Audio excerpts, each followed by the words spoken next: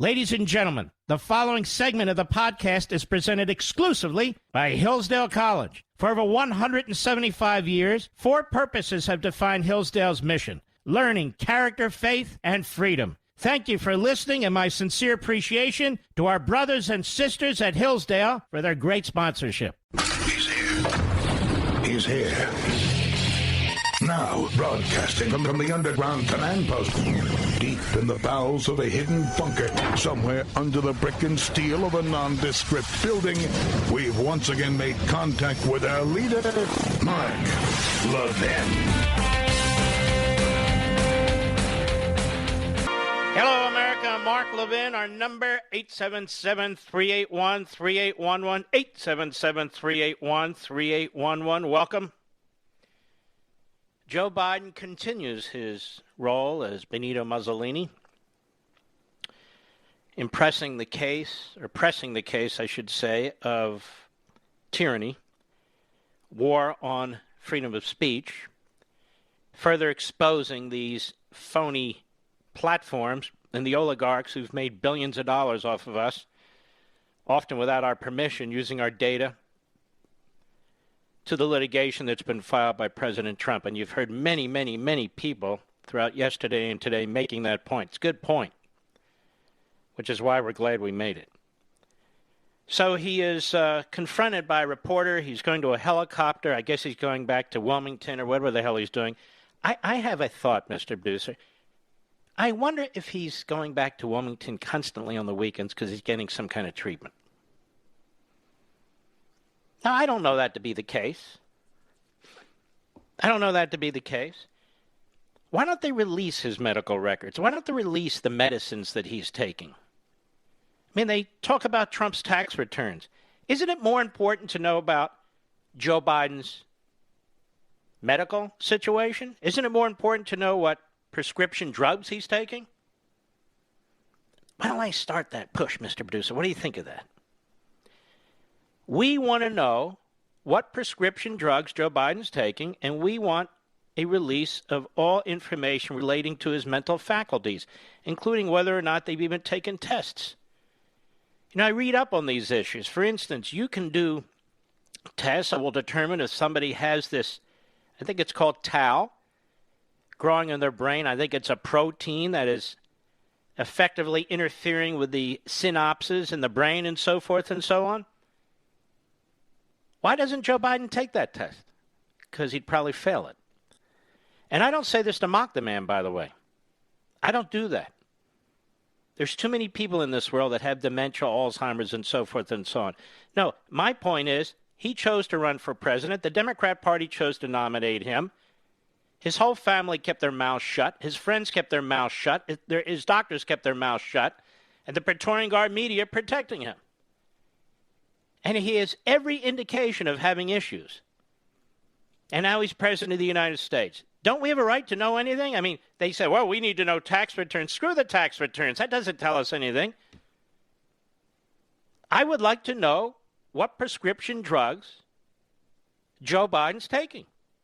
And I think we have a right to know, not out of a prurient curiosity, but that'll tell us a lot about him. Now, Joe Biden is the most repressive, oppressive, suppressive president in modern history.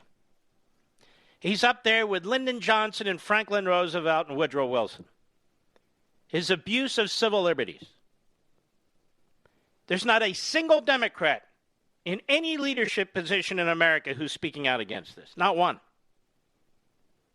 There's not a single media fraud on the Constipated News Network or MSLSD, the pages of the New York Slimes or the Washington Compost and all the rest of them, concerned about this, speaking out against this. No editorials, nothing. Now, they accused Donald Trump of things like this, even though he didn't do them. They were mad about his tweets, but they're not mad about the fact that Joe Biden and his administration is working with big tech to censor people, to censor differences of opinion. That is, opinion that differs from the official position. And worse, pushing companies that handle the text platforms to spy on people who text, to see if they're texting things that Joe Biden and his administration do not like. Now, what do you call this? You call it tyranny, totalitarianism. Here he is outside the White House today, and he's asked about this. You'll hear the helicopter in the background. Some reporters saying, COVID misinformation, what's your message to platforms like Facebook? Now, you know that's a sucker. I was going to say something else. A phony reporter. Not throwing a softball, throwing a grapefruit. So even Joe Biden can hit it. If not with a bat, at least with his head. Cut 3, go. What's your message to platforms like Facebook? They're killing people.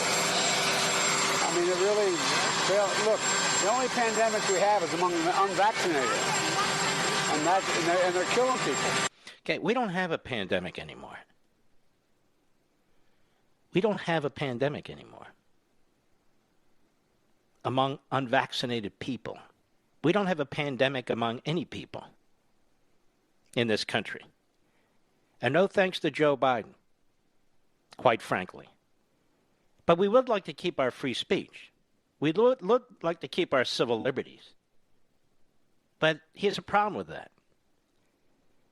Every single autocrat in the world uses opportunities like this or creates opportunities like this to squelch individualism and speech and freedom of association, and that is exactly what Biden is doing.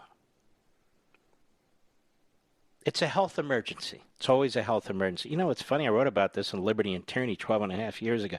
It's always a health emergency, an environmental emergency. There's always emergencies. Always emergencies. But we have something called the Constitution of the United States. And I would say the emergency is that they're destroying it. In the First Amendment, religious liberty, destroying it. Freedom of association, destroying it. Free speech, destroying it. And that's what Biden's doing. They're killing people. Where is the evidence anywhere linking somebody posting something on any of these social sites resulting in the death of anybody? It's like voter suppression. Republicans don't want blacks to vote. We'll go to any Republican state. Where are blacks not allowed to vote in Republican states? Where are all the minorities, their names, their lawsuits, saying that they were prevented from voting because it was too difficult to show the voter ID or a signature match, or that 9 days of early voting wasn't enough. They needed 48 days of early voting. Where are all those lawsuits? They don't exist. I wonder what the Brennan Center says. First of all, any center named after Associate Justice Brennan is a crap center. Yeah, that's right. I said it. And not to be outdone is Jen Psaki at the White House today. Cut 4, go. Also with the public, with all of you, to create robust enforcement strategies that bridge their properties and provide transparency about rules. You shouldn't be banned from one platform and not others for providing misinformation out there. Wow. She didn't double down. She quadrupled, quintupled down. She's truly of the totalitarian mindset. You see, if you're banned from one social site, you should be banned from all of them. So saith Jen Psaki on behalf of Joe Robinette Biden Jr. You should be banned as a human being. What's next, ladies and gentlemen? Will we have the communist Chinese social credit system? What do you think, Mr. Producer? I think we will. That Mark Levin loses a lot of points. Why? He doesn't demand that people take vaccines. He needs to be banned from Facebook and all social media. He needs to be prevented from flying. He needs to be prevented from having a job with the government or any federal contractor. Don't you see where this is headed, folks? The communist Chinese, that regime is learning from Joe Biden and Facebook. They're learning from them. Why didn't we think of this? Call it a health emergency and accuse people who don't abide by our demands as killing people. That's right. We'll turn everything on its head. Why didn't we think of that, Joe Biden? So now we need social credit ratings. Is that far behind? How about banning talk radio hosts, as I mentioned the other day? Spreading misinformation that's killing people in the course of an emergency. How about deplatforming Fox? They've always wanted to do that, of course. Shutting down the New York Post, the Washington Examiner, the Washington Times. Shutting down One America News or Newsmax. You know the list. It's a short list. We can't have these voices spreading misinformation, disinformation, and killing people, for crying out loud. They must be white supremacists. They must support Jim Crow, these people. They're non-humans. Let's dehumanize them. And so if you disagree with Joe Biden and Fauci and the other lunatics in the insane asylum that is Washington, D.C., well, then you're out to kill people now. This is where we are. You're killing people. Even if you're an expert in the medical field, an expert in infectious diseases, it doesn't matter. You're disagreeing. And disagreement is not allowed. This is what I mean by American Marxism. You're staring it right in the eye. I'll be right back. Mark Levin.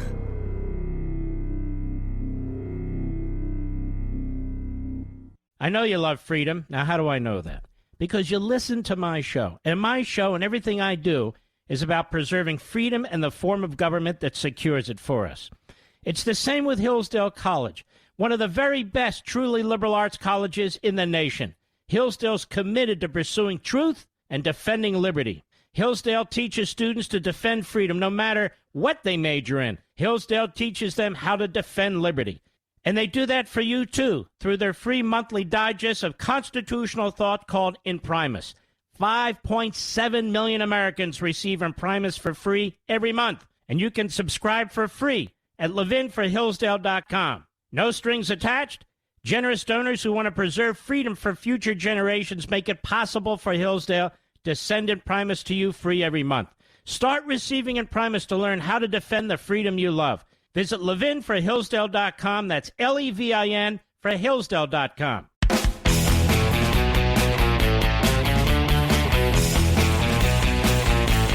Now, we can't just do hit-miss on this.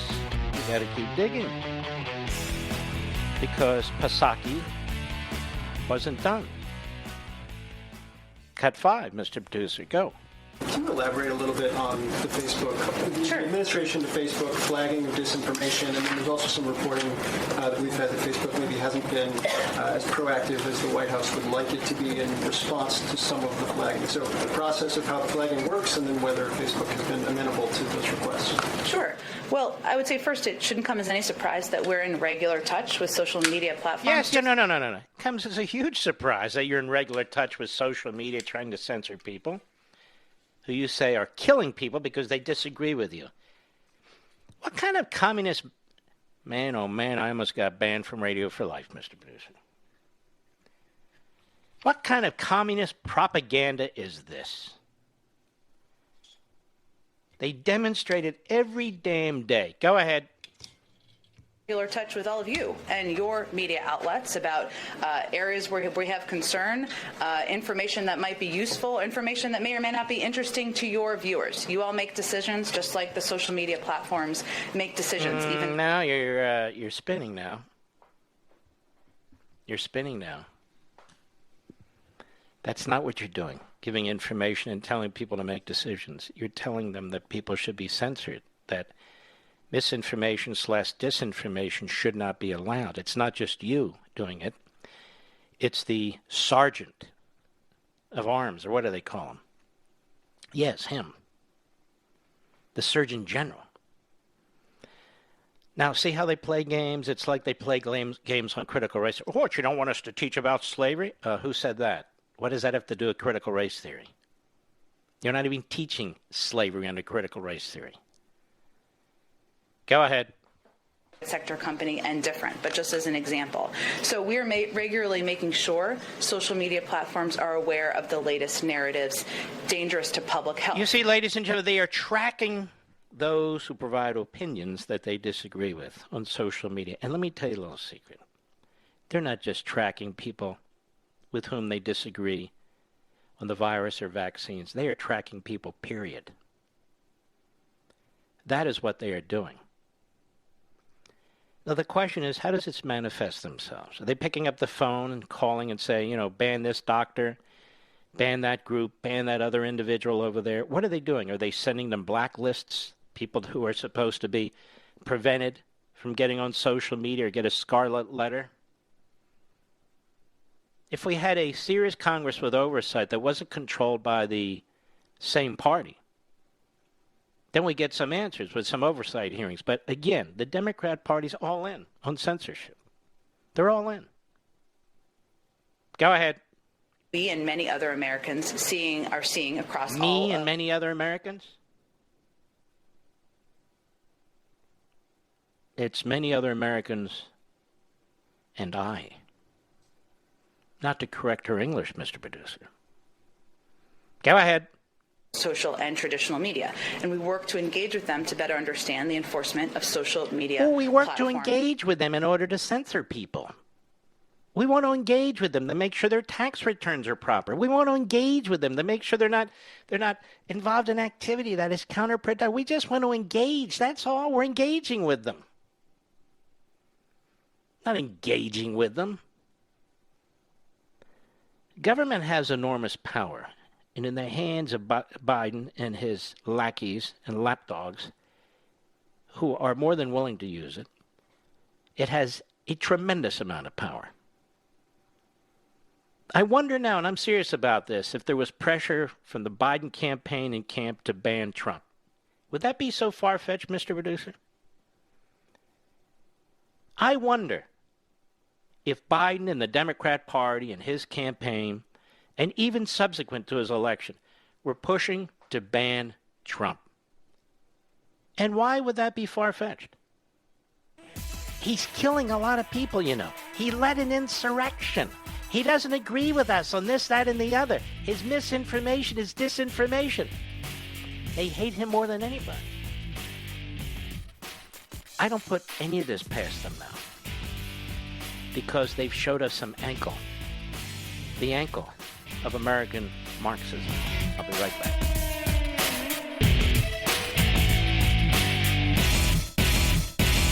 I know you love freedom. Now, how do I know that? Because you listen to my show. And my show and everything I do is about preserving freedom and the form of government that secures it for us. It's the same with Hillsdale College, one of the very best truly liberal arts colleges in the nation. Hillsdale's committed to pursuing truth and defending liberty. Hillsdale teaches students to defend freedom no matter what they major in. Hillsdale teaches them how to defend liberty. And they do that for you, too, through their free monthly digest of constitutional thought called Imprimis. 5.7 million Americans receive Imprimis for free every month. And you can subscribe for free at ləʻvɪn4hillsdale.com. No strings attached. Generous donors who want to preserve freedom for future generations make it possible for Hillsdale to send Imprimis to you free every month. Start receiving Imprimis to learn how to defend the freedom you love. Visit ləʻvɪn4hillsdale.com. That's L-E-V-I-N for Hillsdale.com. Yes, it's true that Mark Levin is the fastest growing radio show in America. The Mark Levin Show is on at 877-381-3811. Now, as Peter Doocy demonstrates every day, every weekday in the White House press room, he's really the only serious journalist who's allowed to ask questions. He is an incredibly polite and decent and serious journalist. Jim Acosta could learn a lot from Peter Doocy, but he won't because he's an arrogant ass. But that's a whole other story. So Peter Doocy's following up here. He's saying, wait a minute. How long have you been spying on people's Facebook profiles? Cut 6, go! And then speaking of misinformation and the announcement from yesterday, for how long has the administration been spying on people's Facebook profiles looking for vaccine misinformation? Well, that was quite a loaded and inaccurate question, which I would refute. How? Well, Peter, first of all, as you know, we're in a regular touch with a range of media outlets. We're not talking about a range of media outlets. We don't get to participate on the platform of the New York Times and the Washington Post. We don't get to participate on the platform of any of these media outlets. Social media was set up in the mid-1990s with protection for the big oligarchs so that these platforms would be an open communication avenue for all of us. It's not the same thing as a news network or a newspaper. And so this is absurd. And what he's saying is, what we're saying, what everybody's saying is, except on the left, of course, is, wait a minute. You're censoring people. People who previously had relatively free access and could provide their opinions. They're not Klansmen. They're not Palestinian terrorists. They're not the Taliban. They're American citizens. Some of them who are experts in the field of infectious diseases and vaccines who want to provide different opinions. Look how wrong the media have been before. Look how wrong the Biden administration. Look how wrong our government has been. The whole point of a representative republic with a Constitution and a Bill of Rights and free speech is to be able to do exactly this. So we don't have access to the New York Times and the Washington Post and those platforms, but we do, or did, to Facebook and Twitter and all the rest of it. One has nothing to do with the other. You know, we're always trying to provide information in the media. That's why we hate the media, because they're a mouthpiece for you creeps. We got that. But the new media is supposed to be different, and that's why they're protected differently than the old media. And yet they think they have a great talking, but, you know, we're always trying to influence a range of media outlets. That isn't a matter of influencing a range of media outlets. You're trying to ban people who have access to this platform, including a former president of the United States. And I'm now of the opinion that Democrats were involved in that decision because they fear Trump. Go ahead. Let me finish. As we are in regular touch with social media platforms. So this is a confession. Okay, this is a confession that the courts are going to need to hear. They're in regular touch with media platforms about what? About correcting misinformation. How do you correct misinformation on media platforms? The Facebook platform isn't a news operation, is it, Mr. Producer? These aren't news entities that produce news. That's certainly not their primary purpose. It's called social media. Social media. And so, again, one has nothing to do with the other. So what she's confessed to, again, is that, of course, we're in touch with them like the rest of the media. And what are you trying to do? Influence them. Oh, okay. And yet Joe Biden goes to the helicopter. And when he's going to the helicopter, what is that cut again, Mr. Producer? Cut 3? Let's play it again. Go. What's your message to platforms like Facebook? They're killing people. I mean, look, the only pandemic we have is among the unvaccinated. Actually, you're the only pandemic we have, you jerk. You're the pandemic. So they're killing people for having a different opinion, you see. And of course, if you're killing people and it's an emergency, they're tracking individuals off the internet. And then they're pointing them out, they're fingering them to these various oligarchs for a reason. They're not fooling us. They're not fooling anybody with their Castro-like propaganda. Now they're spinning. As we do with all media outlets, a wide range. These aren't media outlets. They are social platforms. It's an important distinction. Now let's go back to Peter Ducey's question, Mr. Producer. Cut 6, go. Open information, people sharing information online, just as you are all reporting information on your news stations.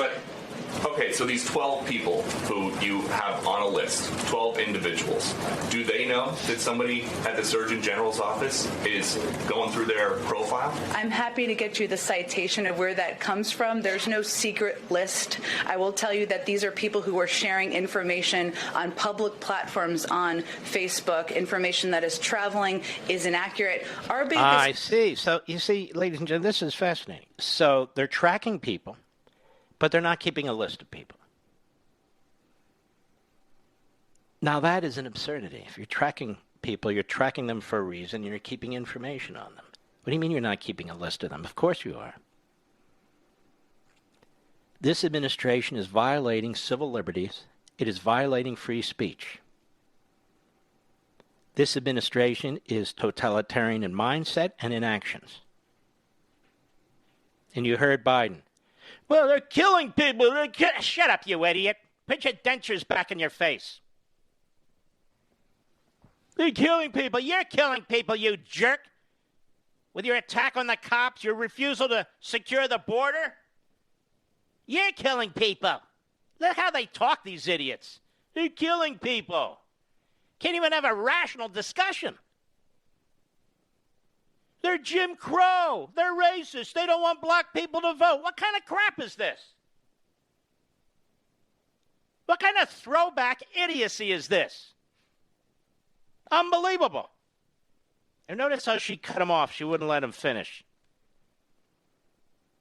Now we have to spend time on this, folks. I understand. Some people get impatient. Come on, let's move on. Then you're not for me and I'm not for you. We have somebody named Helle Thorning-Schmidt.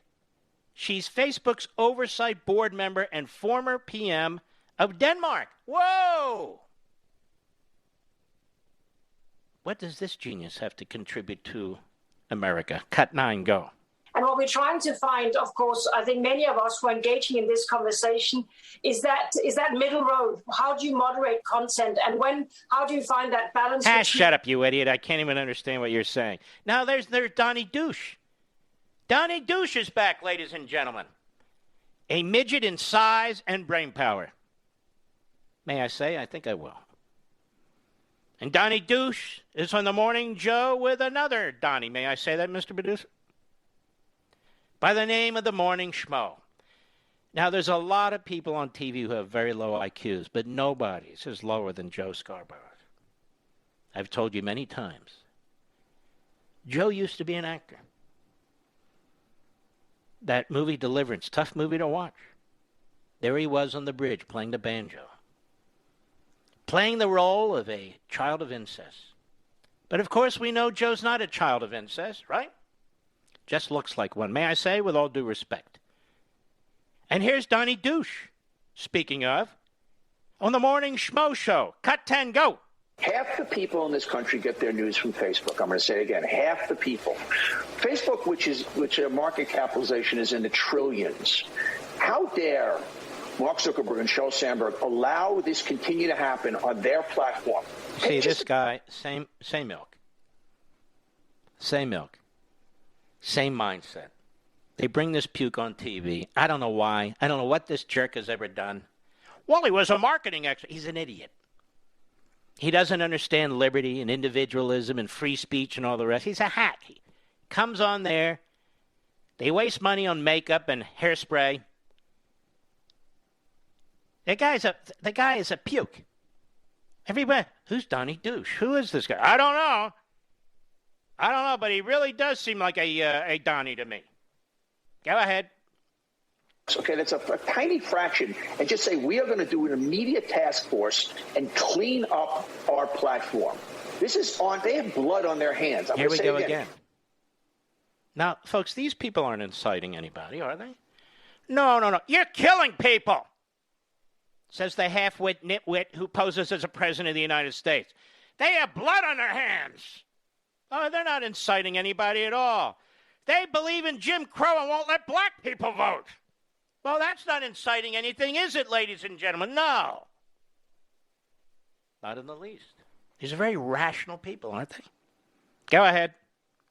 We have a very isolated situation where half of all of this problem is getting the news from one place, and we still allow... All right, that's enough. That's enough. I don't know why anybody cares about this puke. Really? I have no idea. You know, he reminds me of this guy Avenatti. I'm not saying he is. I'm sure he's very ethical, plays by the book, but he reminds me of this guy. He shows up. He seems very swarmy to me. I can't put my finger on it, and hence I won't. I'll be right back. Mark Levin.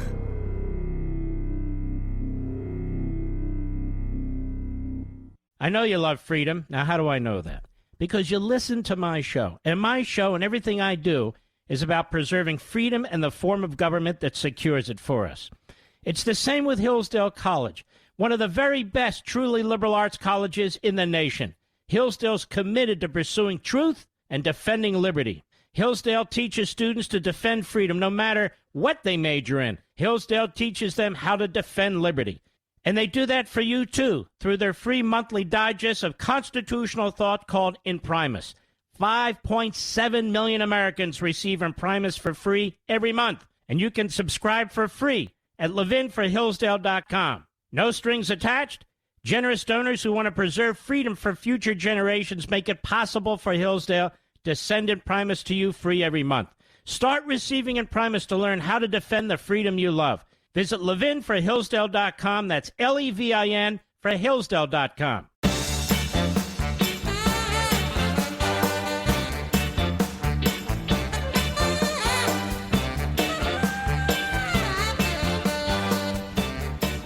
Vaccine deniers. Killing people. The two biggest vaccine deniers who were killing people were, of course, Joe Robinette Biden and Kamala Harris. Here's a montage. Cut 11, go. So let's just say there's a vaccine that is approved and even distributed before the election. Would you get it? Well, I think that's going to be an issue for all of us. If and when the vaccine comes, and it's not likely to go through all the tests that needs to be and the trials that are needed to be done. When we finally do, God willing, get a vaccine, who's going to take the shot? Who's going to take the shot? You can be the first one to say, sign me up. They now say it's okay. And the question of whether it's real when it's there, that requires enormous transparency. You got to make all of it available to other experts across the nation so they can look and see. So there's consensus, this is a safe vaccine. If the president announced tomorrow we have a vaccine, would you take it? Only if it was completely transparent, that other experts in the country could look at it. Only if we knew all of what went into it. If Donald Trump can't give answers and the administration can't give answers to these three questions, the American people should not have confidence. But if Donald Trump tells us that we should take it, I'm not taking it. How do you like that? And I don't think Facebook banned any of them. Either of the two, did they? Ladies and gentlemen, you're quite an army of patriots out there. I try to keep you up to date on what's going on because this is a movement we're developing. Many of you already. As I look on Amazon, there's a book called I Alone Can Fix It, being pushed very, very hard by Manchurian hosts and reprobates on CNN and other places. These are two Washington Post reporters. It's another trash mouth smear job on Donald Trump. It's number one. Number 3 is a book called Landslide, The Final Days of the Trump Presidency, another attempt to smear President Trump by Michael Wolff, who's a hitman, in my opinion. Now, the book in between these two, number 2 on Amazon, is American Marxism. This is a book that many of you have already acquired. You may be scratching your head, well, how is this other book number 1? Because this is what they do. It'll be a hot book for a month or two, and then it'll go away. The problem is they don't go away. That is the people who are doing this to this country.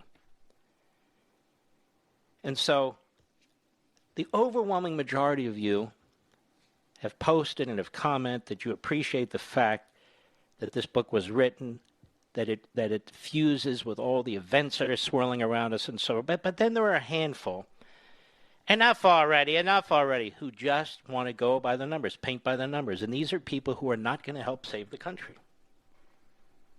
These are people who expect everybody else to save the country for them. So I reject them. I ignore them. If I can spend 16 months of my life writing this book, and the last 3 months of my life talking about it, and the next several months of my life, again, trying to promote what's in the book, then I think it's okay that we go over some of these issues during a little section of the program to try and convey what's going on. Wouldn't it be weird if I wrote this book and I didn't talk about what's in it and yet say, go form a movement, go be activists, go do this, read chapter 5? What does that mean? It means nothing. It's idiotic. This book is what we do every day. This book is about what's surrounding us every day. And it tries to provide answers and solutions. That's a good thing, not a bad thing. So I should tell you that the New York Times is sitting there really for week 2 and hoping beyond hope that this anti-Trump book, I Alone Can Fix It, by 2 Washington Post reporters, succeeds and is the top of the list. Because this is the game they play. Now here's the good news. Even during the course of this week, you folks have been going to Walmart or Costco or BJ's or Sam's. You've been going to Barnes & Noble and Books A Million and Target and so many other wonderful retailers who actually have the book. And you've been buying it. You've been going online to Amazon.com and you've been buying it. You've been buying it because you want to read it. And when you get it, take your time and go through it. Pete Hegseth is going to be hosting Life, Liberty, and Levin this Sunday. He's going to be interviewing. He read the book. Jesse Waters asked me to come on his program Saturday. He read the book. Both men have said to me how remarkable this is, how crucial it is, how important it is that we get the word out. And that's what I'm trying to do, get the word out. I'll be right back.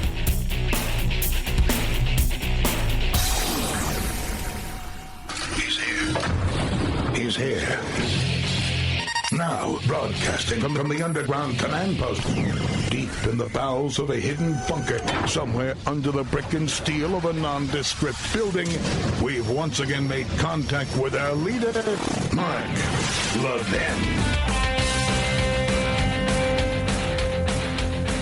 Hello, America. Mark Levin here. Our number, 877-381-3811, 877-381-3811. It's Friday, but we keep the foot down on the gas pedal here.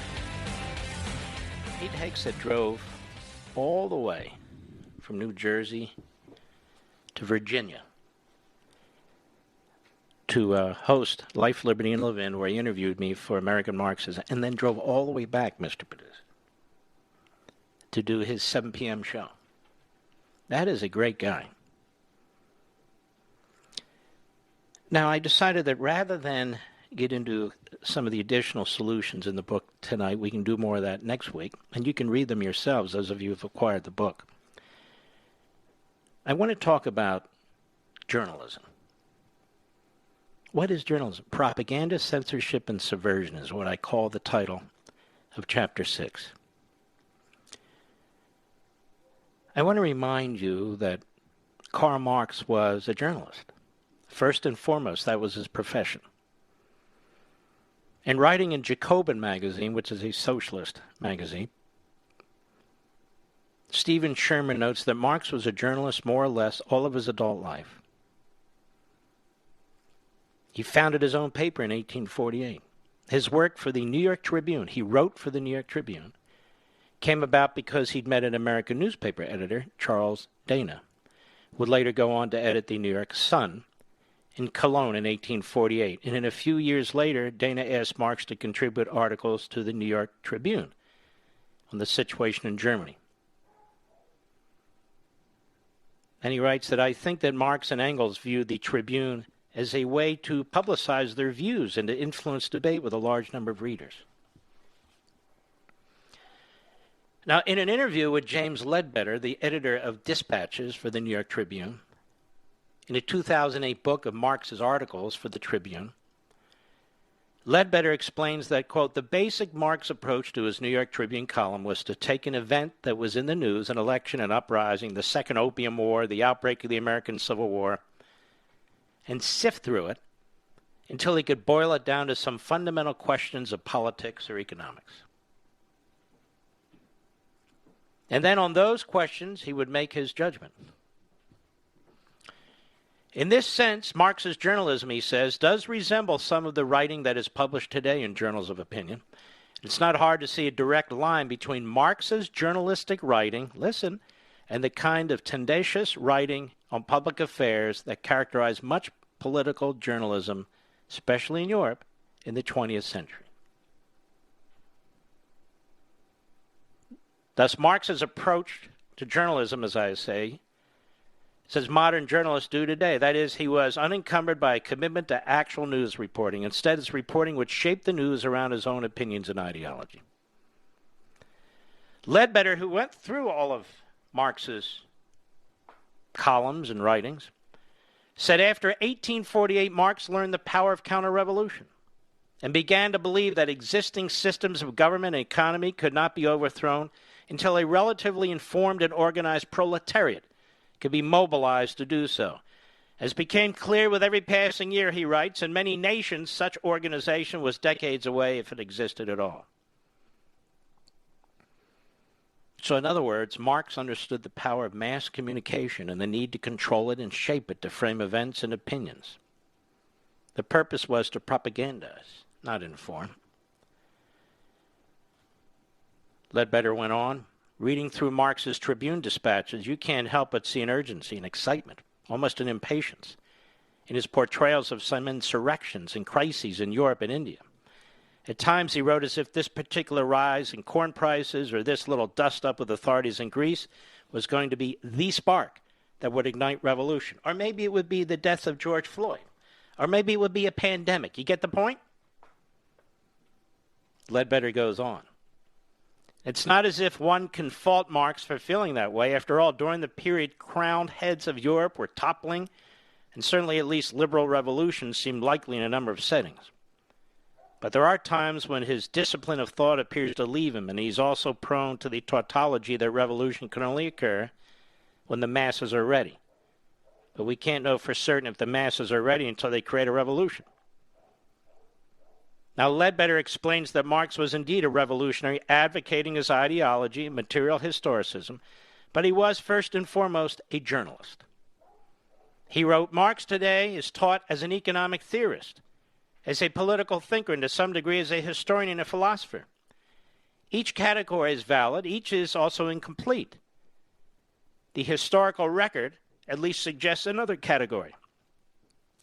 That Marx should be thought of as a professional writer, as a journalist. The Penguin Classics volume I've edited, he says, is but a sample. Overall, Marx produced, with the help from Engels, nearly 500 articles for the New York Tribune, which together amassed nearly 7 volumes of the two men's 50-volume collected works. I think we come closer to understanding the importance of rhetoric in Marx's work if we think of him as a journalist. You got that? Oh, no, these journalists, no, they're not the enemy of the people. No. They're out there to get the news, they're objective, they're impartial. No, they're not. Today, they're the worst of the worst. They're the lowest of the lowest. This is why they're despised. And so later, I write in American Marxism, the combination of propaganda, pseudo-news, and social activism in America's newsrooms has resulted in the disastrous state of the modern press. No longer are there discernible, traditional, or professional standards applied to reporting of the news. Indeed, journalism, such as it is, has come full circle, returning to the approach applied by Marx himself. Again, as Ledbetter explained earlier, Marx's journalism does resemble some of the writing that is published today. Moreover, Marx's influence goes well beyond his opinion journalism. As I point out, the American media have become special pleaders for the Marxist ideology, or at least advocates for those who apply it to numerous aspects of our society. That is, these Marxist movements, Americanized movements spawned from Marxism.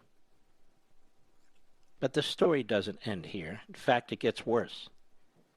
The next steps in the logical progression away from an open and free society where indoctrination and activism are key to controlling thought and outcomes, listen, ultimately to repression, which brings us back to the first hour, doesn't it, and Joe Biden and his administration.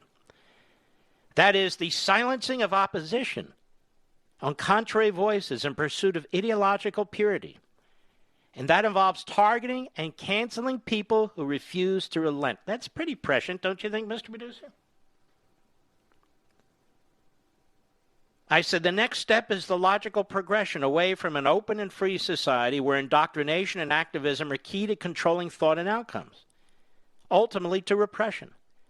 That is the silencing of opposition on contrary voices in pursuit of ideological purity. And that involves targeting and canceling people who refuse to relent. In his book, Rules for Radicals, Saul Alinsky, well-known Marxist community organizer, wrote, "A reformation means that masses of our people have reached the point of disillusionment with past ways and values. They don't know what will work, but they do know that the prevailing system is self-defeating, frustrating, and hopeless.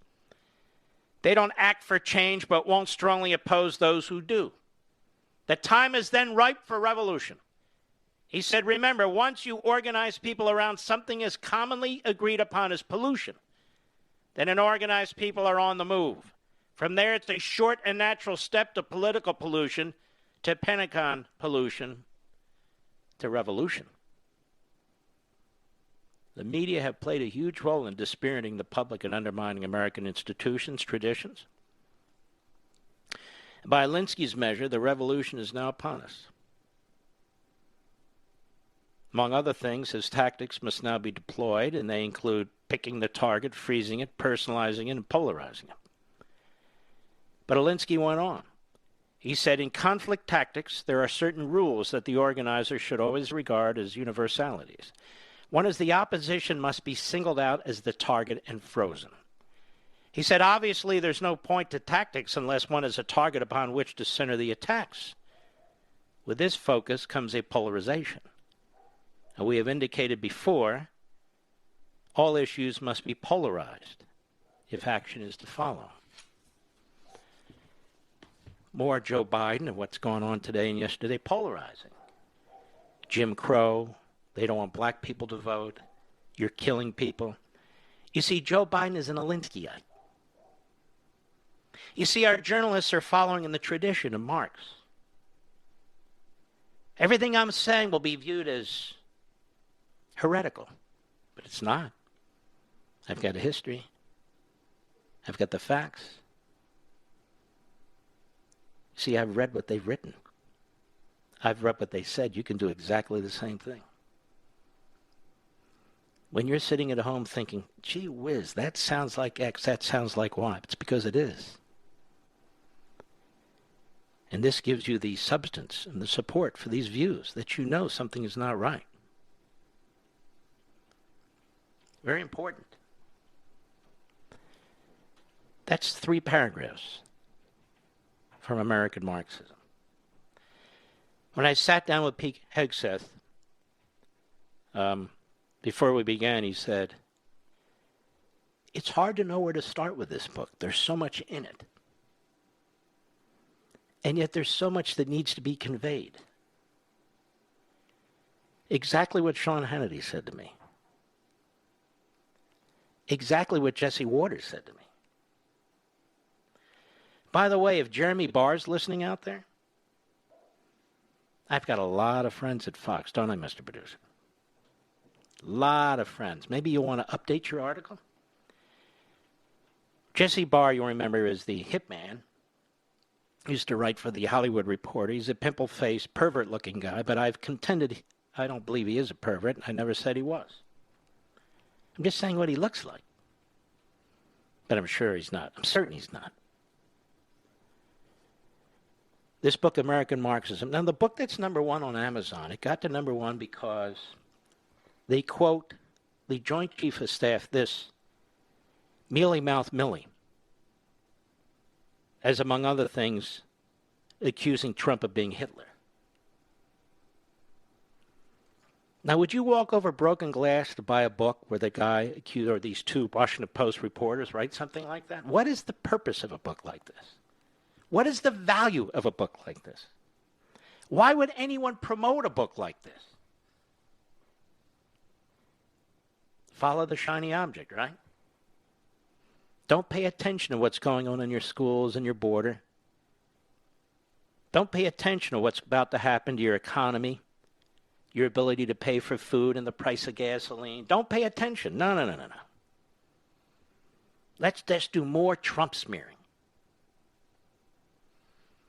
I'm confident by the end of tonight, and maybe by the end of tomorrow, thanks to you, that we will right this wrong on Amazon.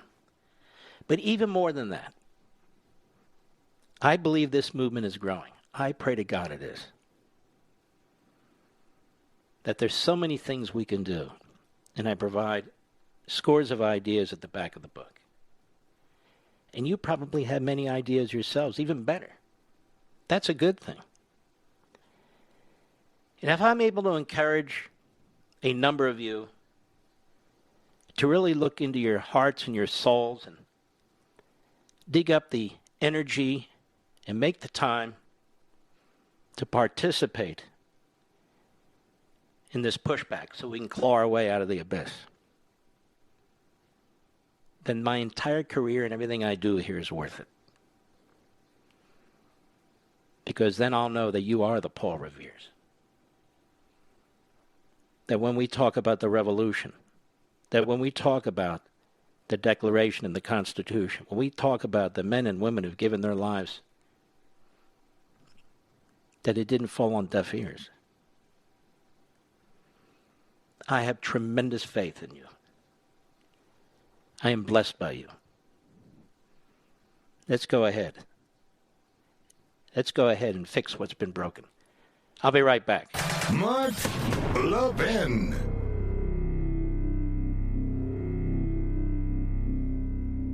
Over 2,000 of you, my listeners, made the switch from overpriced wireless carriers to Pure Talk over the past few months. We want the rest of you to join us and to see what we're talking about. If you're with AT&T and Verizon or T-Mobile, your family could save over $800 a year just by switching to Pure Talk. You get great coverage, you can keep your phone and your number, and you'll save a fortune. Pure Talk is the top-rated wireless company by Consumer Affairs with the absolute best consumer service team based right here in America. Does that sound good? Well, it gets better. Right now, get unlimited talk, text, and 6 gigs of data, just $30 a month. And if you go over on data, they don't charge you for it. They don't care.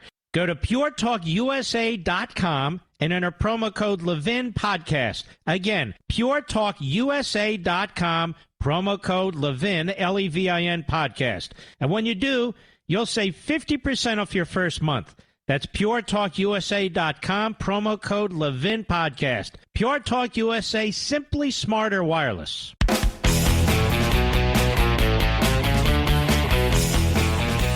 Quick reminder, because this is the last time you'll hear it from me, about Bookends tomorrow. We will be having a exclusive virtual discussion and question and answer for a full hour on Saturday, 1 to 2 p.m. Eastern Time. Anyone in the entire country can join. This is your last chance, actually. And this is one of the few ways you can actually get a signed book. It's tomorrow, 1 p.m. Eastern Time, at Bookends, Ridgewood, New Jersey. Now, don't show up there. This is a virtual discussion.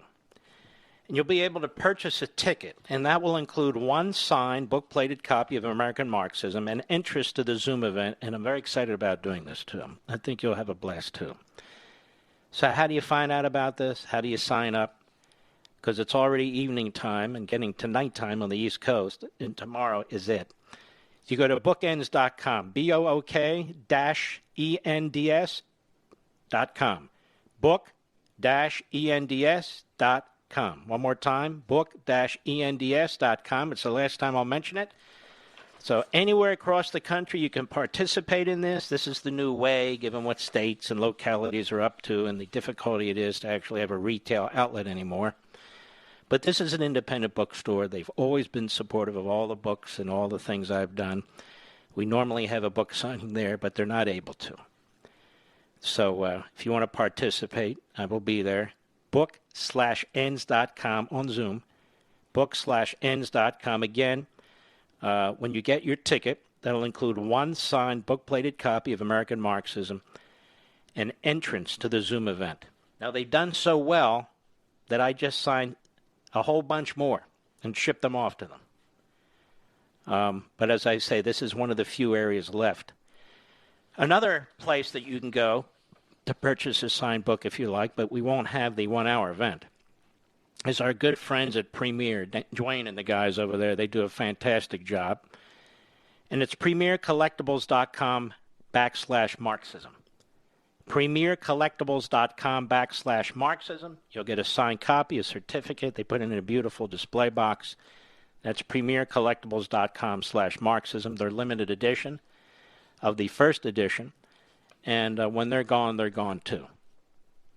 So those are two that are publicly available. One tomorrow, and after tomorrow, that'll be over.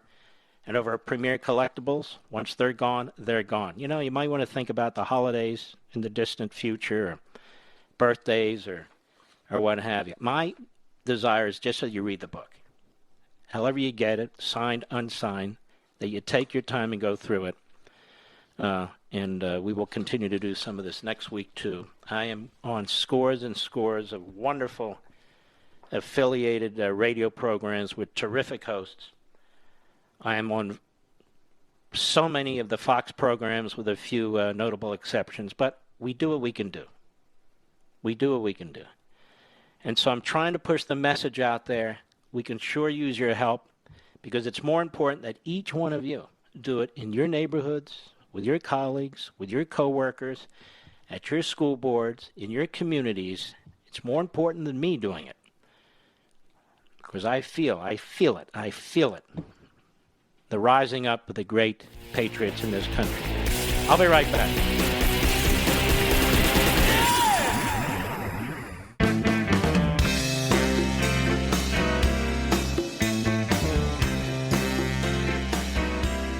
The new American Revolution starts here. The Mark Levin Show. Call in at 877-381-3811. You know, I have to tell you, folks, I love radio. I used to love listening to it. I used to love contributing to Rush as his legal director. I love doing this program. And you folks are just fantastic. Radio is my favorite. It just is. 3 hours? It's not enough. 5 hours a day. That's what it should be, right? I think so. I don't know that you would listen 5 hours a day, but I'd have a hell of a good time. By the way, I want to thank all the great retailers out there, all the great retailers that sell books. As far as I know, have been very generous with their shelf space and have a significant inventory. Whether it's Barnes & Noble or Books A Million or Costco or all the others. Independent bookstores, too.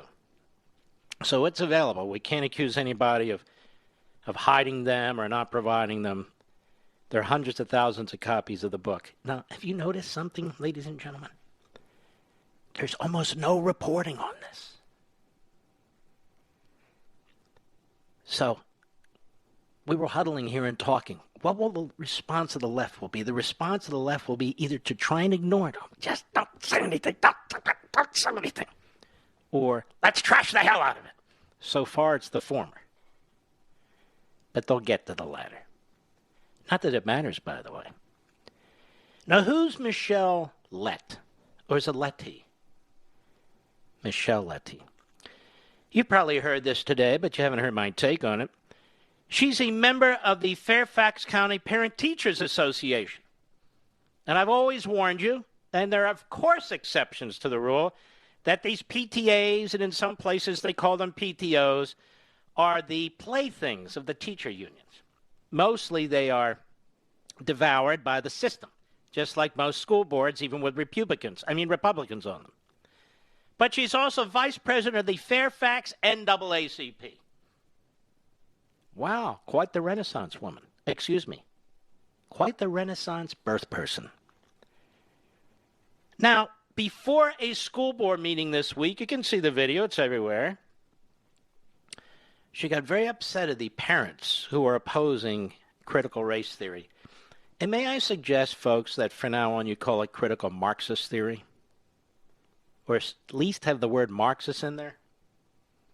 Particularly when you go to these board meetings, it's critical Marxist race theory. What do you mean by that? You'll be able to tell them exactly. Let's hope they ask you the question. But she's learned from Joe Biden, accused people of killing people, wanting people to die, Jim Crow, and all the rest. This is quite a party, this Democrat Party, isn't it? Its history is disgusting. Its mouthpieces in the New York Times, they're disgusting. But they care about people. No, they don't care about anybody. Let's try and listen to this. We're going to have to really pump up the volume. Cut one, go. Let's deny this off-key band of people that are anti-education, anti-teacher, anti-equity, anti-history, anti-racial reckoning, anti-opportunities, anti-help people, anti-diversity, anti-platform, anti-science, anti-change agent, anti-social justice, anti-healthcare, anti-worker. This woman is an idiot. Idiot. Unbelievable how she is racializing everything. Unbelievable how she's treating people she disagrees with. Is this how she wants to be treated? So if you're against critical racist Marxist theory, you're anti-education, anti-teacher, anti-equity, anti-history, anti-racial reckoning. Listen to the phraseology. Racial reckoning. Is there a reckoning? Where do we go for this reckoning? What's going to happen? Are we going to get 50 lashes? Are they going to... What exactly is this racial reckoning? Racial reckoning? What kind of crap is this? From these nut jobs. Every damn one of them is a Democrat, too. Have you noticed that? Every single one of them. You cannot separate the Democrat Party from these Marxist movements. Go ahead. So now you're anti-children, you parents out there. And this woman's a member of the PTA of Fairfax County and the vice president of the Fairfax NAACP. Did I say it? I repeat it. They must be very, very proud of this unhinged, insane lunatic. Go ahead. People, let them die. Let them die. Let you die? Let you die? This woman should be arrested. She's dangerous. She's dangerous. She should be arrested. She's inciting violence. Have you noticed they never incite violence? You can be a racist. You can say whatever you want. Joe Biden says the most awful, horrific things. You're murdering people. You're killing people. But he's not inciting a damn thing. This woman's not inciting anything, is she? The vile poison that comes out of the mouths of the Marxist left. No, they're not inciting any. Media in America, they're not inciting anything. Never, ever, are they? Buildings burning behind one of these nut jobs. He's on MSNBC. It's mostly peaceful. He's a fool. He's a buffoon. Go ahead. And by the way, there's the clapping seals. She says, let them die. Don't let these uncomfortable. Yay! Let them die. Yay! Sick.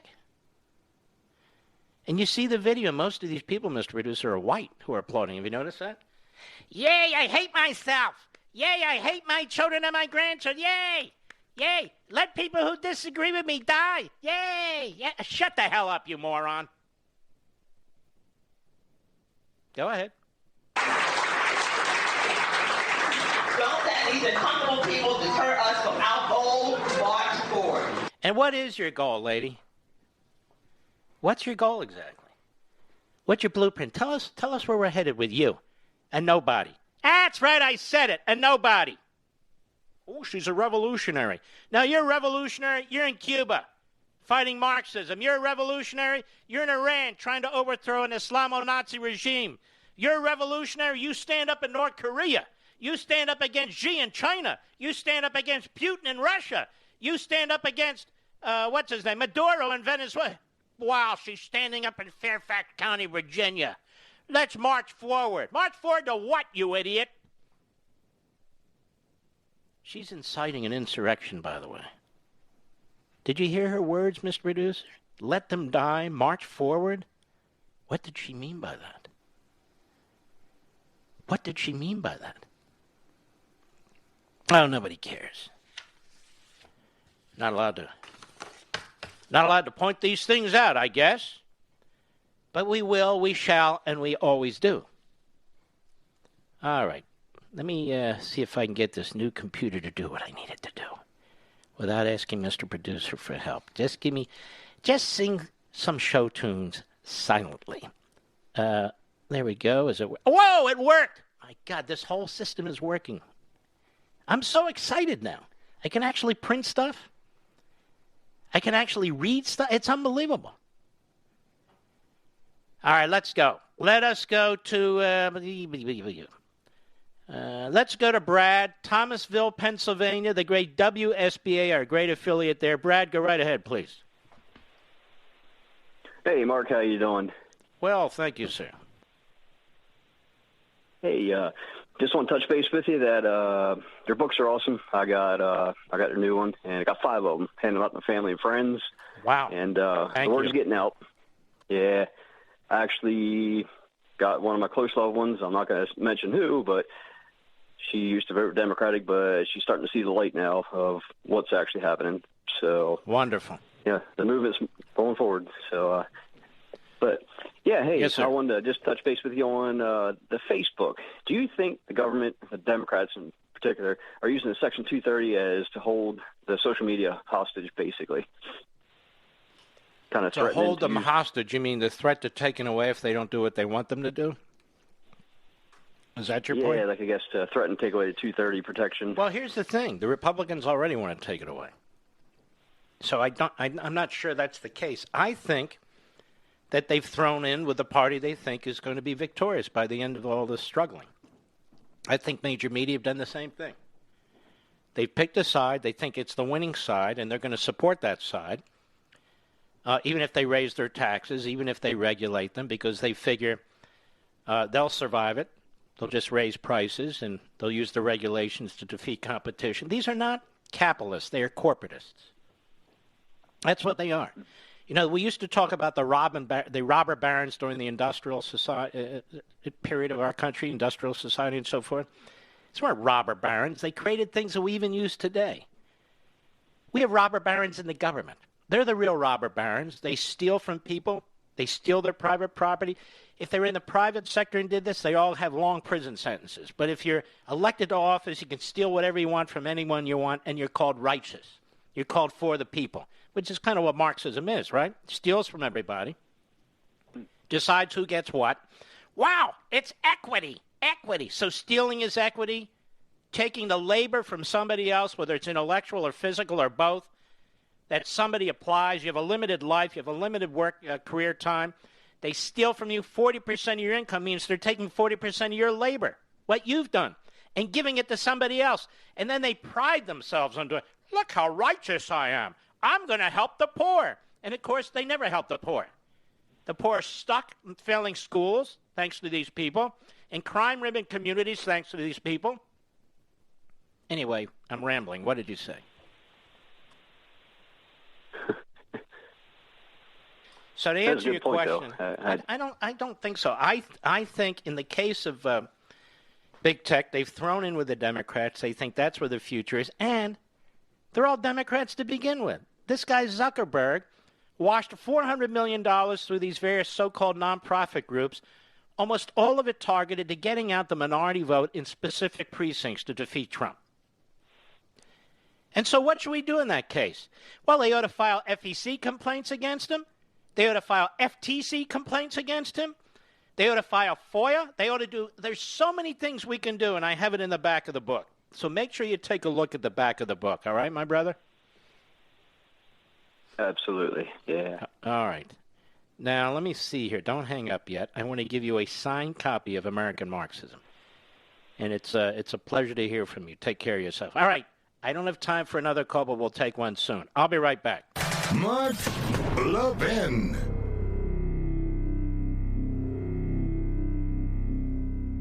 Over 2,000 of you, my listeners, made the switch from overpriced wireless carriers to Pure Talk over the past few months. We want the rest of you to join us and to see what we're talking about. If you're with AT&T and Verizon or T-Mobile, your family could save over $800 a year just by switching to Pure Talk. You get great coverage, you can keep your phone and your number, and you'll save a fortune. Pure Talk is the top-rated wireless company by Consumer Affairs with the absolute best consumer service team based right here in America. Does that sound good? Well, it gets better. Right now, get unlimited talk, text, and 6 gigs of data, just $30 a month. And if you go over on data, they don't charge you for it. They don't care. Go to puretalkusa.com and enter promo code Levin Podcast. Again, puretalkusa.com, promo code Levin, Levin Podcast. And when you do, you'll save 50% off your first month. That's puretalkusa.com, promo code Levin Podcast. Pure Talk USA, simply smarter wireless.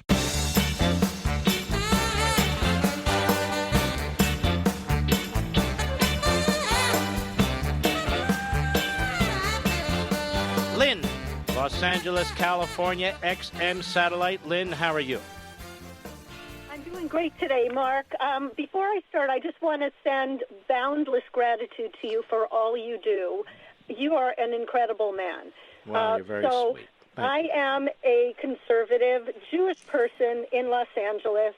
I'm very vocal on my Facebook page in terms of how I feel about what the Democratic Party is doing to support Congress people and Iran and other forces that want me and my people and my homeland extinguished off the face of the earth.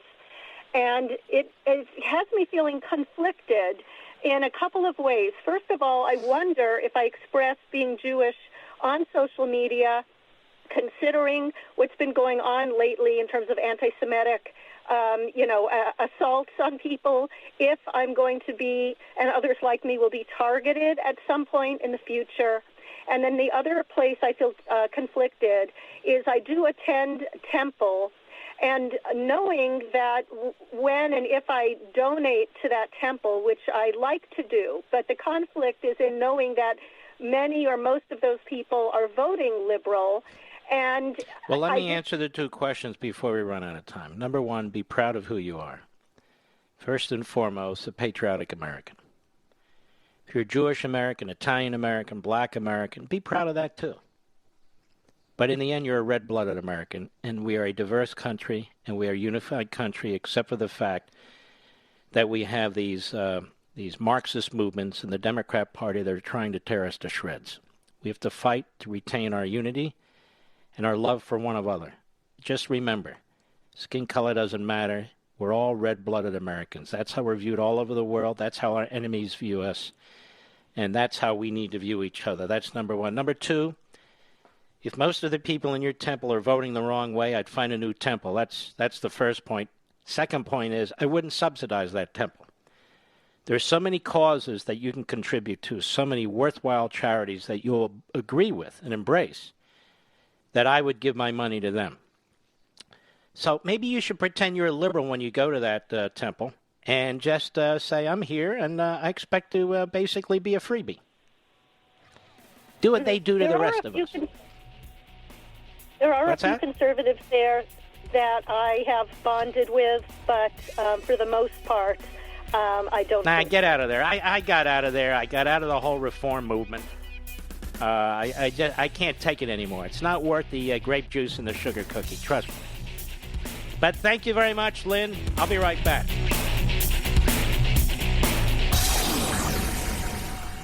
Ladies and gentlemen, this final hour of the podcast is sponsored exclusively by AMAC, the Association of Mature American Citizens. Now over 2 million conservative members strong, AMAC believes in and stands up for the values that we care about: faith, family, and freedom. Thank you for listening, and please support AMAC. And you can become a member at amac.us/join. He's here. Now, broadcasting from the underground command post, deep in the bowels of a hidden bunker, somewhere under the brick and steel of a nondescript building, we've once again made contact with our leader, Mark Levin. Hello, America. Mark Levin here. Our number, 877-381-3811. 877-381-3811. You know what's amazing? Hunter Biden has violated our drug laws, our gun laws, and our federal registration laws, and he hasn't been charged with a damn thing. Have you noticed that, Mr. Producer? Drug laws, gun laws, and federal registration laws. And yet they found everything they could on anybody in the Trump orbit or anybody who wore a MAGA hat or all the rest of it. But you can't believe that that justice is equal. We're the ones who should be marching in the street demanding equal justice. Hunter Biden prosecutor paused investigation before election. This is from the New York Post.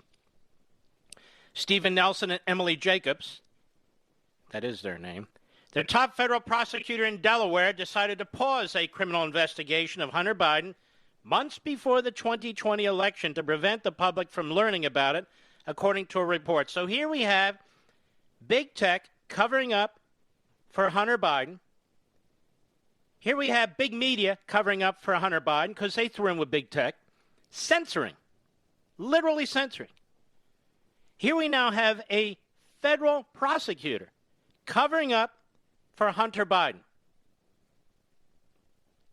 I don't care that he was appointed by Trump. Trump didn't know this guy, U.S. Attorney David Weiss. U.S. Attorney David Weiss, appointed by former President Trump, decided not to seek search warrants or issue grand jury subpoenas so as not to, quote, alert the public to the existence of the case in the middle of a presidential election, Politico reports. The prosecutor's office reportedly was torn over whether to continue its probe or pause it due to the election, and Weiss, who remains in his job leading the case, sided with those who wanted to wait. He remains in his job. Now think about that. He's appointed by Trump, and Biden doesn't want to remove him. Biden doesn't want to remove him. Why do you think? To his credit, he listened, an unnamed source told the publication. The Justice Department's role in the case has faced criticism from Trump allies, who note that a Delaware computer repairman gave the FBI a laptop formerly belonging to Hunter Biden in December 2019, as the New York Post first reported. In the final months of the 2020 presidential election, the Post revealed a trove of emails from Hunter Biden's laptop that appeared to link this then-candidate father to his foreign business ventures in communist China and with Ukraine energy company Burisma. The emails revealed that the younger Biden introduced a top Burisma executive to his father, then vice president. Less than a year before the elder Biden admittedly pressured Ukrainian officials into firing a prosecutor who was investigating the company. This family's so damn corrupt. It's so damn corrupt. The fact that they get away with this stuff. Don't give me this crap about, hey, we want equal justice. No, we want equal justice. And meanwhile, the laptop was seized by the FBI in December of that year. Gee, they're very busy looking into it, aren't they, folks? In addition to his Ukrainian connections, other emails on the computer showed Hunter discussing potential business deals with Communist China's largest private energy company. One deal seemed to draw considerable attention from the younger Biden, who called it interesting for me and my family. Senate Republicans revealed the findings of their investigation into Hunter's overseas business dealings in September. And they said the Obama administration ignored glaring warning signs when the then vice president's son joined the board of Burisma when he had no energy experience. It's okay. He was on the board of Amtrak, where he has no train experience. He's got experience in using drugs, though. They should have made him the head of the DEA. Immediately following the release of the Post expose, Twitter locked the Post's account and demanded the outlet delete 6 tweets that linked to the story. They demanded that a newspaper delete 6 tweets that linked to stories based on the files from the abandoned laptop in order to regain account access. Let's never forget that. Twitter finally caved and unlocked the account after a 2-week stalemate in the waning days of the election without the Post deleting any of the tweets in question. And it goes on. But meanwhile, poor Rudy Giuliani can't practice law. His license is suspended in New York, suspended in Washington, D.C. You see, ladies and gentlemen, we can go on and on about this stuff. From time to time we will. But it doesn't get us too far. The injustices, the inequality, the real inequality, they only get worse as more and more powerful the government becomes and more powerful the Democrat Party becomes. They only get worse as this American Marxism continues to spread. And this is my point. This is what I said to Hannity, I think it was last night. What are we going to do about all this? We can go on and on about it. We do that in talk radio. We do it on Fox. We can go on and on about it. That's okay. People need to know what's going on, and we should wring our hands. But then what? Then we move on to the next subject. No, we can't just keep moving on because it's only going to get worse. The left never moves on. They never forget. They're like pit bulls. We move on. Hunter Biden. Well, is anyone going to prosecute? Hunter Biden. Well, he's under criminal investigation in Pennsylvania. Everyone's always under criminal. Nobody ever gets charged with anything. Have you noticed that? Durham. Well, maybe he'll charge somebody at some point, but will it matter at that point? I don't know. Probably not. They certainly went over after Donald Trump, spied on him, tried to set him up. Remember 2016, Comey, how he covered up for Hillary Clinton? You know, she did this, she did this, she did this. Everybody's opening up, the criminal code. Wow, she should be charged with this. But we've decided not to charge her. What? What? So she skates, despite how sleazy she is. Hunter skates, despite how sleazy he is. Joe Biden skates, despite how sleazy he is. They all skate. Meanwhile, they're hunting down Trump. We need his tax return. Subpoena this. We got to get his records. The Russians. We got to get this. Trump. And he's done nothing. Do you realize he's done nothing? Criminal investigations, federal level, local level, state level. He's done nothing wrong. You've got this creep who was his former lawyer who flips to try and get favored treatment, and his daddy didn't like Trump. Now he's back in with the family. Oh, we like you now. So Trump doesn't even have a right to attorney-client privilege or confidentiality or attorney work product. Like every single person in this country has a right, except Trump. I'll be right back. Mark Levin.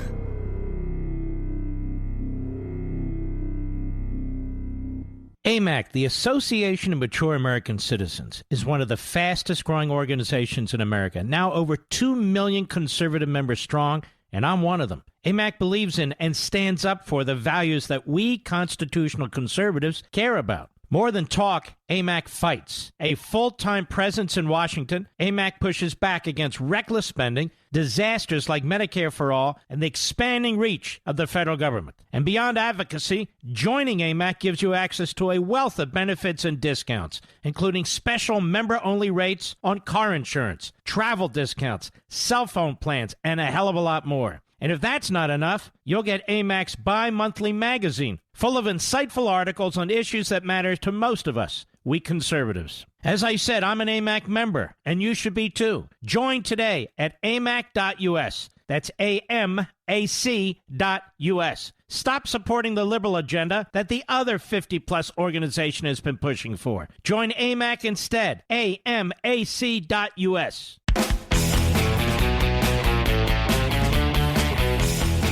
At the bottom of the hour, we're going to have our buddy Larry Elder on the program, who's announced that he's running for governor of California.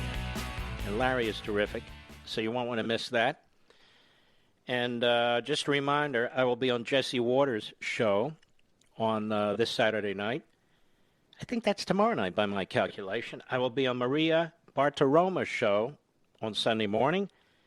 And, of course, Life, Liberty, and Ləʻvɪn, Sunday night, 8 p.m. Eastern Time. It'll be Pete Hegseth and I.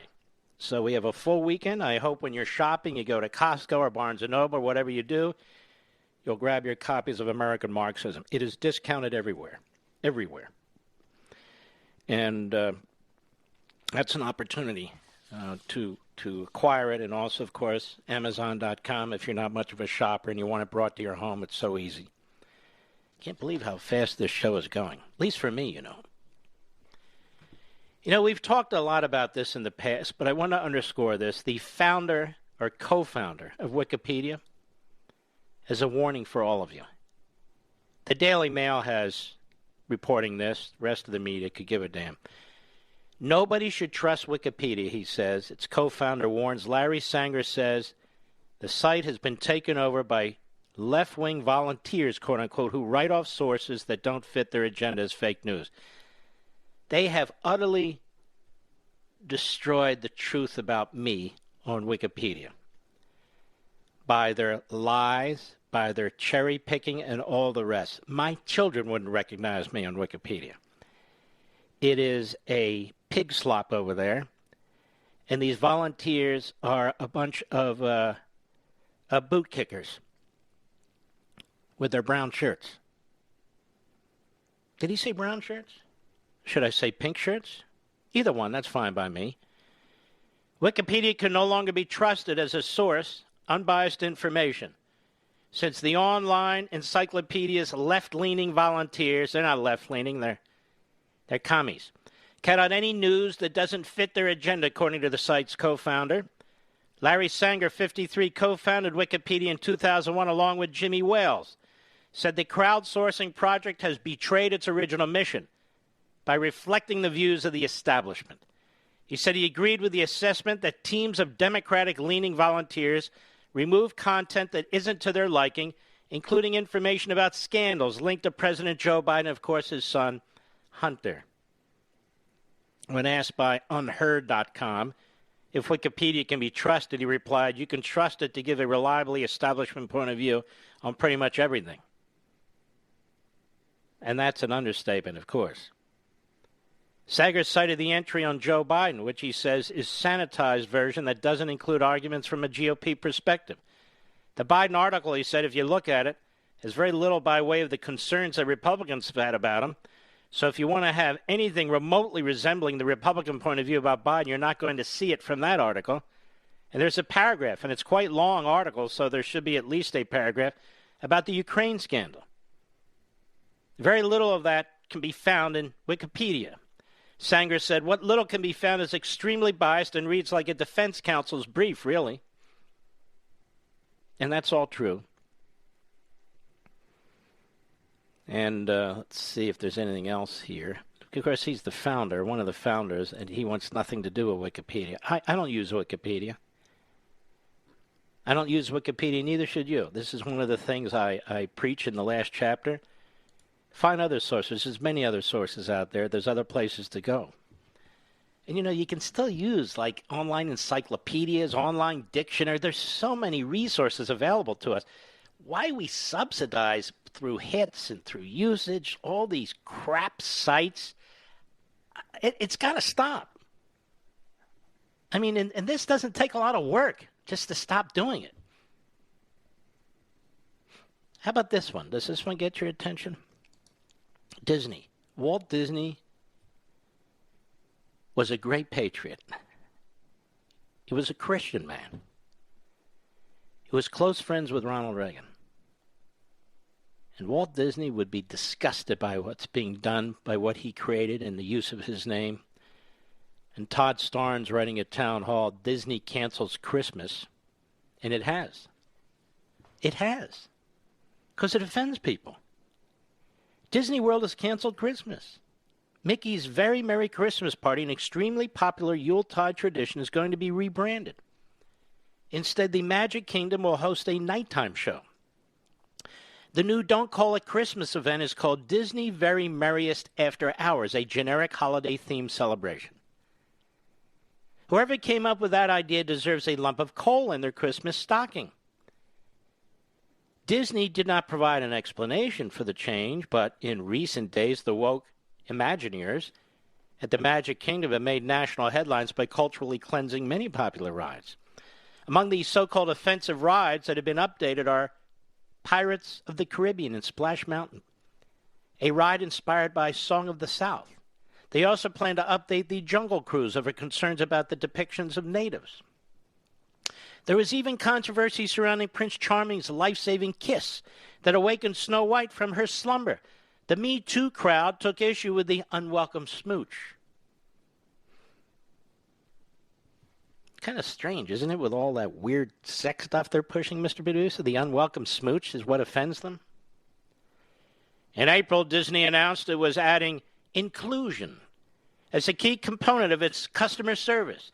We want our guests to see their own backgrounds and traditions reflected in the stories, experiences, and products they encounter in their interactions with Disney, the company said. The original introduction included, "Good evening, ladies and gentlemen, boys and girls, dreamers of all ages." Now the greeting is, "Good evening, dreamers of all ages." How can we forget that Disney wanted its white staffers to complete a white privilege training workshop? What in the name of Jiminy Cricket is going on? Disney fans are beyond outraged over the canceled Christmas news, accusing the Magic Kingdom of appeasing critics. You know, we used to go to Disney World frequently. I would broadcast from there when I was with the ABC radio network. We had a blast. Is there nothing these fools won't destroy? Is there nothing these American Marxist movements will not destroy and these corporatists will not agree to? We can only believe that Disney's continuing to follow the stupidity already shown in changing cast costumes so as not to offend, or erasing all gender in their traditional welcome and greeting that included both boys and girls, one angry fan wrote on Facebook. Disney, I've been your biggest mouseketeer for nearly 46 years, but you're losing many of us who actually keep your business going while you try to appeal to critics and the habitually offended. Get it together or shut down completely, because you'll never make those kinds of people happy. That's true. I won't be going to Disney anytime soon. The kids want to go. But I just don't want to put up with this crap anymore. I'll be right back.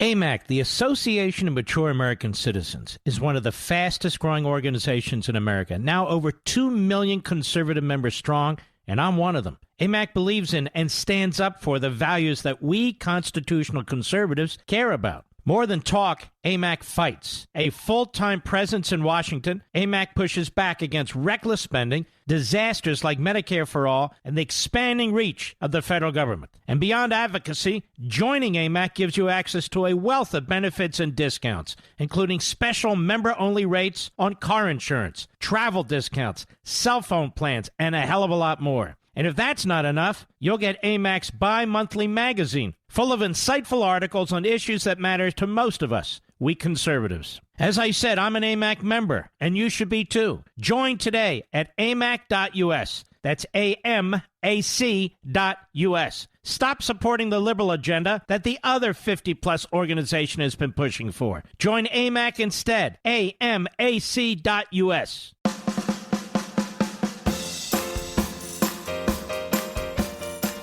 Blasting conservative fire. The Mark Levin Show. Call in now at 877-381-3811.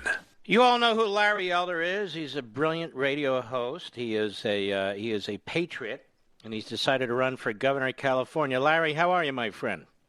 I'm doing great, Mark. I've been a politician now for 3.5 days officially. Count the minutes, I can tell. So, Larry, I am going to ask you the question, why do you want to run, and what makes you think you can win? Frankly, I don't have a choice. This state is just absolutely become almost ungovernable. Mm-hmm. People are leaving the state for the first time in the state's history. There's a magazine called CEO Magazine that looks at things like taxes and spending, unfunded pension liability, the degree to which the state is business friendly. In 17 years of that magazine's existence, all 17 years, California has been ranked the least friendly state in which to do business, bottom of all 50 states. The school system is a wreck. I went to Crenshaw High School. You saw the movie Boys in the Hood. Mm-hmm. I recently checked. 2% of kids at my former high school are math proficient. Who the hell sends their kid to a school where only 2% of people are math proficient? And it's a Crip school, meaning the gangs dominate the school. I know that because Ice-T told me he chose Crenshaw High School because he wanted to go to a school that was a Crip school. You've got, of course, rising crime because the police have been demonized. The voters were duped into signing something called Proposition 47, Mark, that allows you to steal up to $950 every single day, and you're not a felon. You won't go to jail. They'll give you a ticket if they catch you. So the idea was that instead of sending people who are shoplifting, many of whom are addicted to drugs, to prison, we'll get them to go into rehab. Well, the latter part is okay, but what's the incentive? What's the inducement? What's the threat that they're facing if they don't do it? There's no consequence whatsoever, so they're stealing to support the drug habit, staying on the streets. They're a danger to themselves, to others. It's a taking of property. About 10% of them are schizophrenic, meaning of danger to themselves or to others. I'm sorry, Mark. They should physically be picked up and removed for their own good and for the good of the other homeless community. And they're spending more and more money building so-called homes for the homeless at a substantially higher cost than the private sector could do, A, and B, all it's doing is encouraging people from the other states to come here. You mean the weather's nice and they'll give me a free house? Come on down. That's what's going on here. And the teachers union, there are 300,000 public teachers in California, Mark. Last year, on an average year, 2.2 are fired. Are you kidding me? It's estimated that 5% of them are incompetent, which means 15,000 public school teachers are educating kids every single day, often in the worst schools where they need the best teachers. It's outrageous. And the way this man has handled the pandemic, this entitled, smug guy shut down the entire state while sitting there at that French Laundry restaurant with the very people that wrote the mandate that they were violating. Meanwhile, his own kids enjoyed in-person private education. He exempted his own winery from the very mandates that he imposed on everybody else. This guy, Mark, has got to go. I take it you don't think California's too far gone, although you think they're right there, or you wouldn't be running, right? Or I wouldn't be running. You know, look what Scott Walker did in Wisconsin. He caught hell. The unions came to his house. They trashed the Capitol building, but he reformed the power of the public teachers union. Until and unless it happens in California, Democrats are going to lose because the unions put unlimited amounts of money in them. And what Scott Walker did, as you know, is he limited negotiations to wages, no longer allowed automatic dues, and if you want to raise beyond 2%, you had to go to the voters to get it, and he made them contribute something to their pension, to their health care plans, and they hadn't been contributing anything. And I read an article in Forbes a few years ago. His reforms have saved that state billions and billions of dollars. It's got to be done here, and nobody's even talking about it. Even the Republican rivals aren't even talking about the power of the public sector unions. And don't get me started on the cost of living. My father came here in 1945, Mark. Clean toilets, as you know, 2 full-time jobs cleaning toilets. Stay-at-home wife, my mother, 3 boys. She stayed at home until the youngest of us was in middle school. My dad saved his nickels and dimes and bought a home in South Central, which at the time was moving uptown. $600,000 house, according to Zillow, just the other day. If you work 3 full-time jobs and you have an 8th grade education, as my dad did, you cannot duplicate the route that my father followed. That's why people are leaving California for the first time in the state's history and going to places like Tennessee, like Ben Shapiro did, going to Florida, going to Texas. It is outrageous, and somebody has to say, this is enough. You know, Larry, my kids left California for Tennessee, and it's really quite appalling because it's a beautiful state. You know, when I was a kid growing up on the East Coast in Philadelphia, everybody wanted to go to California. It was the land of opportunity. You wanted to start a business. They had the proper tax and regulatory limits there. It was the place of opportunity. And today, it just took one generation to basically destroy this state, didn't it? It sure did. And the stories I'm getting as I prepare for this campaign, one developer told me he had a 2,000 development project, got sued under CEQA, the California Quality Environmental Act. Cut it down to 1,000, got sued. Cut it down to 500, got sued. Cut it down to 200. 22 years later, got approved for 200. Another employer told me that this guy sued him for back wages, unpaid wages, $65,000. He found out he wasn't even in the freaking state when he claims he incurred all this money. And it turns out that the burden of proof is on the employer to disprove the claim. Goes to court only because this guy, the boss, was very, very wealthy. Did he fight this? Otherwise, most people would just settle, and the lawyers get a little something, and then the claimants get a little something, even if the claim is bogus. This is the kind of crap that's going on. We are releasing felons during the coronavirus pandemic. 20,000 felons released early under the humanitarian early release program, while we're treating developers and contractors like felons. It's outrageous, and somebody has to do something about it, and I'm the guy. And I'm urging people to go to electelder.com, because my opponent, Gavin Newsom, can raise and spend unlimited amounts of money. He's not held by the law. We are the rivals. We have campaign expenditures and spending limits that he does not have. So this is a national fight. I need money from Californians, obviously, but I need money from millionaires and billionaires, to quote Bernie Sanders, who set up political action committees along the philosophy of mine so that we can take this thing back. The union power has got to be reined in. Until you do that, you're going to keep losing elections and keep losing election and keep losing elections, because once you say anything like what I've said, they pour hundreds of millions of dollars into whatever initiative that they want to keep, and they malign you to make you all of a sudden look like everything but a child molester. They show up at your house. Remember what they did to Scott Walker? They trashed the Capitol building. That's what's going to happen if this thing really gets serious, and if they're afraid and if they really get legitimate fear of losing some of their power. Well, I hope it gets serious. If you don't mind, I hope it doesn't hurt you. I'm going to endorse you, because, I would love to have a governor like you. You would be absolutely the best. So what is the website? Where do people go? Electelder.com, electelder.com. Throw something in the tip jar. I'm going to need the help. Mark, thank you so much for your endorsement. Of course I want it. I love it. Well, you're the best. And God knows what good you could do for that state, even with a Democrat legislature and so forth, and your ability to articulate these founding principles and human principles, and to speak up. And Mark, 75% of black kids cannot read at state levels of proficiency. 50% of all kids cannot. What is that? What is that? Teachers are twice as likely here in California, LAUSD, LAU Unified School District, twice as likely to have their own kids, own school-age kids in private school. Now, what does that tell you? It's as if you opened up a restaurant, put up a sign, and said, come on in, just don't eat the food. Yeah. All right, Larry. God bless you, my friend. We'll have you back, okay? Anytime, Mark. Electelder.com. Thanks a lot. Electelder.com. And you're more than welcome. And let's put that up on Parler, Mr. Producer. There's an article here that I can't ignore before the end of the week here. It's in the Daily Mail. NFL announced they will play the Black National Anthem before the Star-Spangled Banner during every Week 1 game, and players may feature names of police brutality victims on their helmets. You know, I admit I live in a cocoon. I didn't know until a year ago that there was a black national anthem. And you see this effort at separatism and segregation, how it's now coming from corporatists, whether it's in sports or whether they're manufacturing newspaper, it doesn't really matter. They're into this segregation and this separatism. The point of the national anthem is to pull us all together. But now we have two anthems. And what's next? How many more anthems? Are we going to break it into ethnic groups and so forth? This guy, Roger Goodell, is a real dumb bastard. He just is. I don't know what else to say. That's exactly what he is. He gets paid $50 million a year to be stupid.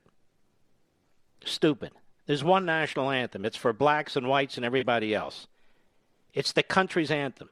We don't break anthems down into ethnicity and race and ancestry and religion and so forth. This is the balkanization of America. Also, they're thinking about, what do they say here? That they may allow players to feature the names of police brutality victims on their helmets, Mr. Producer. I have an idea.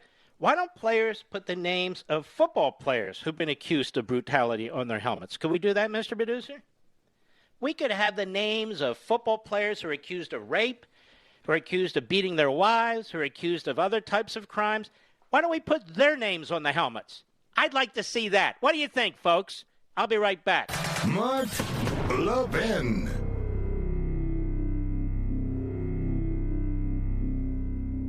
AMAC, the Association of Mature American Citizens, is one of the fastest-growing organizations in America, now over 2 million conservative members strong, and I'm one of them. AMAC believes in and stands up for the values that we constitutional conservatives care about. More than talk, AMAC fights. A full-time presence in Washington, AMAC pushes back against reckless spending, disasters like Medicare for All, and the expanding reach of the federal government. And beyond advocacy, joining AMAC gives you access to a wealth of benefits and discounts, including special member-only rates on car insurance, travel discounts, cell phone plans, and a hell of a lot more. And if that's not enough, you'll get AMAC's bi-monthly magazine, full of insightful articles on issues that matter to most of us, we conservatives. As I said, I'm an AMAC member, and you should be too. Join today at amac.us. That's AMAC.us. Stop supporting the liberal agenda that the other 50-plus organization has been pushing for. Join AMAC instead. AMAC.us.